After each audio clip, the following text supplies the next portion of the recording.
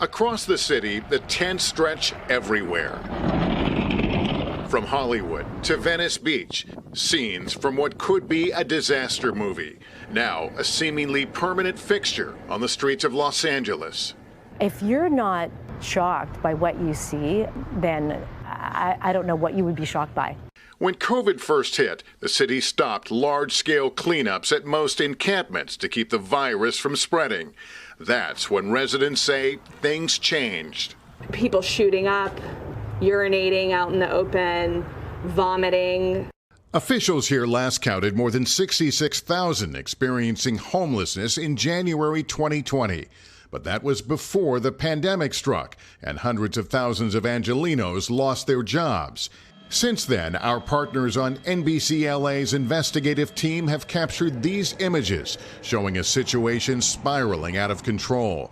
Trash spilling into traffic, tents taking over intersections, stretches of the iconic Venice boardwalk now resembling a refugee camp. It's a reality no one is comfortable with. This is my home.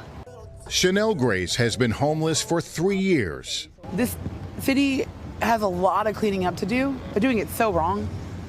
They're making it harder for us to want to even do any better for ourselves. A few blocks away, restaurant owner Janet Zuccarini also feels betrayed. It's a problem for people living under these conditions, and it's a problem for people living in this area, visiting in this area, and people that have small businesses. Both the housed and unhoused say politicians have turned their backs on them. We were able to get 100%. We met Mayor Eric Garcetti at a transitional tiny home shelter the city just opened 3 months ago.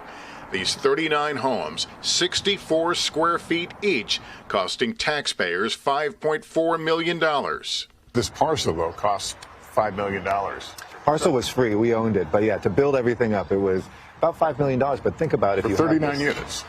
Correct, but that's something that can be recycled year after year after year. Everybody can point to the cost of building things. I point to the cost of not building things. Tapping into state and federal money, Garcetti has proposed nearly $1 billion to combat the crisis, the largest ever in the city's budget.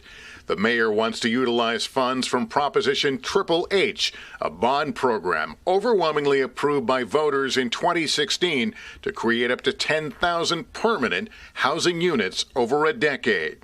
But with only 700 completed, Garcetti's plan has come under fire.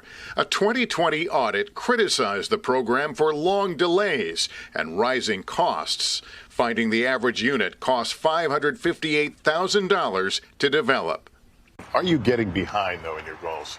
No, we're not. We're actually exceeding the goals of what we've set out to build. But that doesn't mean that homelessness necessarily goes down in America. It's like being in the boat and getting bigger and bigger, containers to bail the water out. But critics say local leaders still aren't acting fast enough.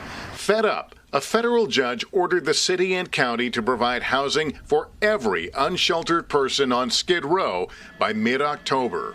Both have appealed. Dealing with homelessness is not for the faint of heart. It's not a place to get credit, and it's not a place that there's easy solutions. If I had $1 for every time somebody said, I know how to solve homelessness, I'd be a millionaire. Suzette Shaw says receiving permanent housing with supportive services was a game changer for her. If you were to see a picture of me 5 to 6 years ago, you would not even know me.